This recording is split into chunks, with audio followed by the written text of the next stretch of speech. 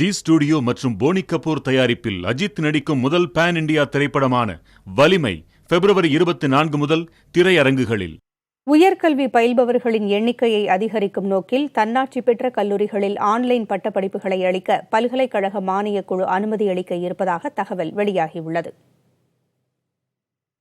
corona காரணமாக கடந்த 2 ஆண்டுகளில் ஆன்லைன் கல்வி